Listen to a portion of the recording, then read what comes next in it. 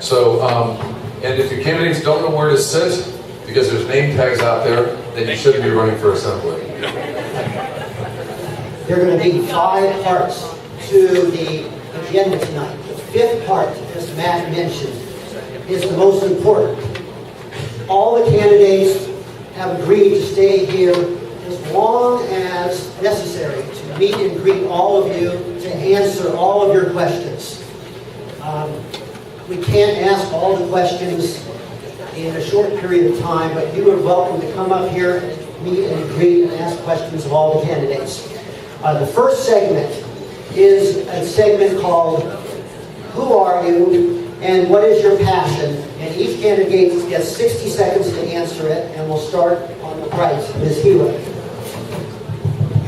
Hi everybody, how are you tonight? I hope you're all ready to listen to our wonderful conversation, and it's an honor and a pleasure to be here in my home, Sherman Oaks. You know, I grew up in New York in an Italian, Irish, and Jewish community. At the time, it was really kind of the United Nations of New York. But there were 2 things that were really shared in the community that I grew up in: education and jobs.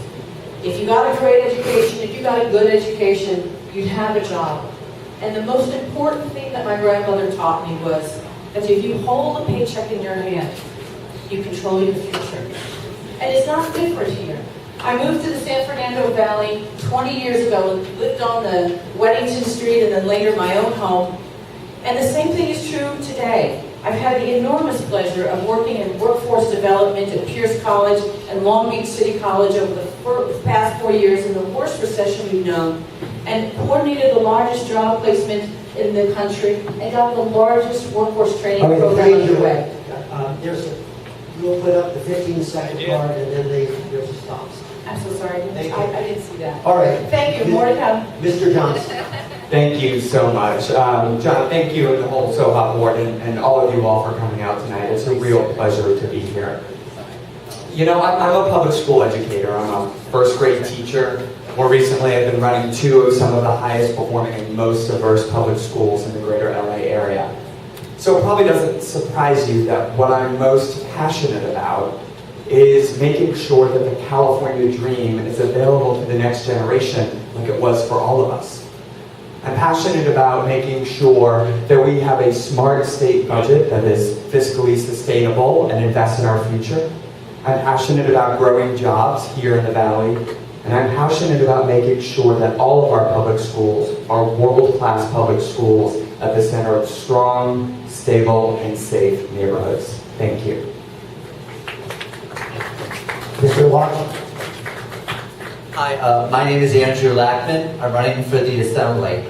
My passion has always been for public service. My father's a public health physician. My mother is a teacher who became a social worker, which, by the way, is the perfect job for a Jewish mother because she's been giving me advice for years. So why am I running for Assembly? It's not just because I'm Jewish and I love suffering. It's frankly because voices are not being heard. And I can tell you, as a teacher, I'm an adjunct professor, I teach business law at Woodbury University. As a person who worked in the state legislature for several years in arts and entertainment policy and as a field rep.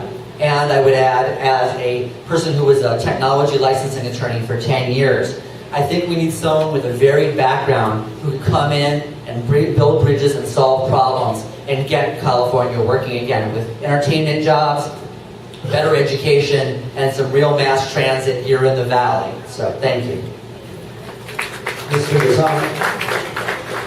Thank you. My name is ADRIN, NAZARIAN, proud Democratic candidate for the 46th Assembly District. Thank you all for being here tonight, and just wanted to say a quick thank you to the senior leads who worked very hard in educating our communities about the issues. Slow Bergman, as well as my Slow, Ron Carter. Wanted to let you know that I've been raised in the San Fernando Valley in Winnetka, where my parents still live. I'm a proud resident of Sherman Oaks. Currently, and I'm the only candidate who brings 16 years of public service experience, having worked for Congressman Brad Sherman, having worked for Gray Davis, as well as now for the last 6 years as Chief of Staff to then Assemblymember Paul Krikorian, now Councilmember Paul Krikorian. So Councilmember Krikorian did have representation, Matt, wherever you are.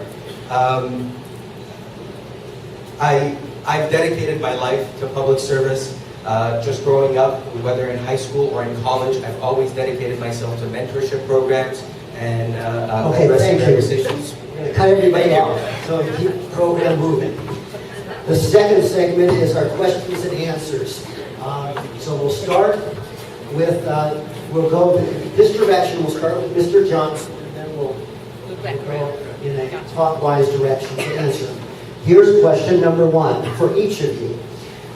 What difference will you make in our lives if you are elected instead of the other candidates here? Great, thank you.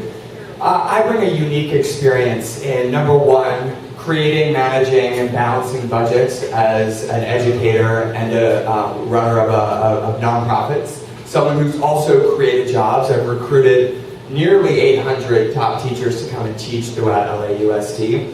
And I've also had the great privilege of doing all of this, managing budgets and creating jobs and fighting for reform at a public school context.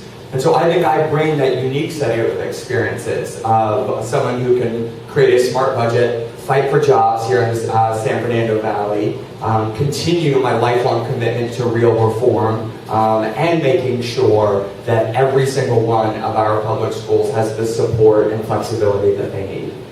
Thank you. Mr. Lack. Thank you. Just, there's a couple of things that I think will make a big difference here. But first of all, I think having spent a good portion of both my career and personal life living here in the Valley, I used to be the president of the San Fernando Valley Young Democrats. I think helps because I realize the problems that we're facing here. We need to invest in mass transit so we can, if you want to get over to the west side, we can have every bit of benefit that the people on the west side will have with those two subways that seem to be that will soon be running downtown. Secondly, when it comes to entertainment jobs, or I would say jobs in general, I have private sector experience. I've had to balance budgets. I've had to hire people. I think it's important to have that private sector experience because I can't solve your problems if I can't empathize and understand it. Thank you. I'll have to get to the rest of that later. Mr. Nazarian. Thanks for the question. First and foremost, given the short-term limits that state legislators have to serve, it's very important to have someone who comes in with the experience. I look at the state legislative tenure as just a 72-month period to be able to accomplish all you can to get the state back on track. So experience counts. Second, I'm the only one who has a track record of having worked on creating or helping incentivize job creation by helping to pass the first in California history tax credit bill that put in $500 million into entertainment industry below the line jobs. And third, I understand and value what constituent service is. It's been a hallmark of any public service work I've held or position I've held, and I will make it part of my administration as well. Ms. Healy. Hi. You know, when I came to Los Angeles, I was in the entertainment industry as a script supervisor. Some of you know what that is. And I became a partner at Home Shopping Network after writing a business plan. And essentially that instigated the As Seen on TV. That was a $2 billion company during the time that I was an executive there, and I was the highest ranking female in that organization. But then I was appointed as Deputy State Controller under the leadership of Steve Wesley, and I disagree with my good friend ADRIN. Actually, what we did was called a small business tax amnesty plan. So if you needed to catch up, you were able to catch up. And we collected $1 billion during that period of time when we reduced penalties for people. These are the kinds of innovative ideas that I brought from the private sector now into the public sector. And in the last 4 years, I have done workforce training at Pierce College. Thank you. Boy, that's fast.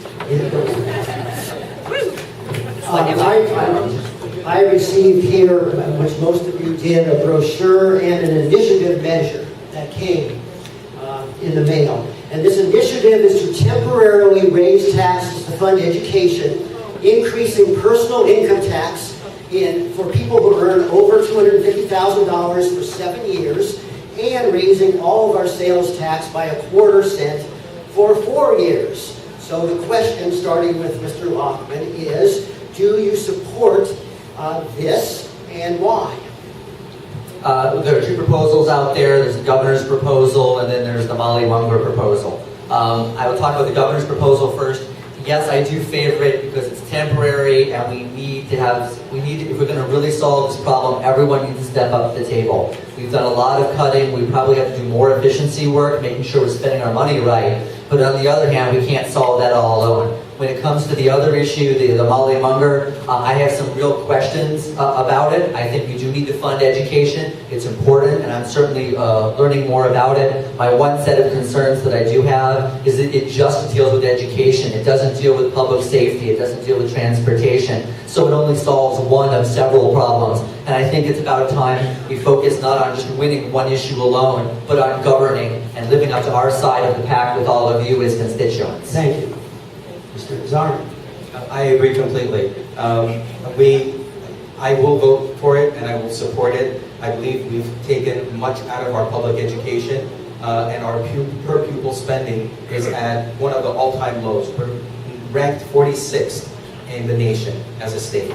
And we need to reinvest back in education. And again, it's a temporary solution.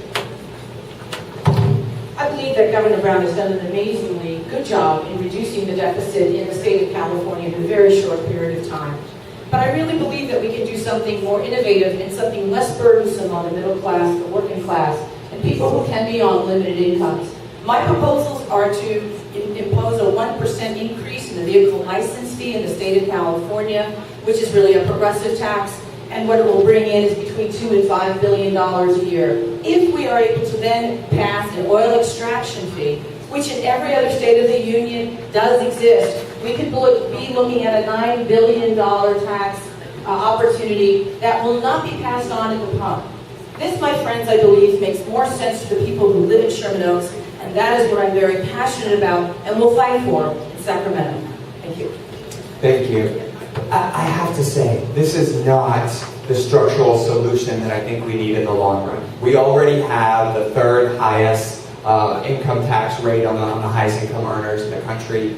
We have the highest state sales tax rate in the country. This is not our long-term structural problem.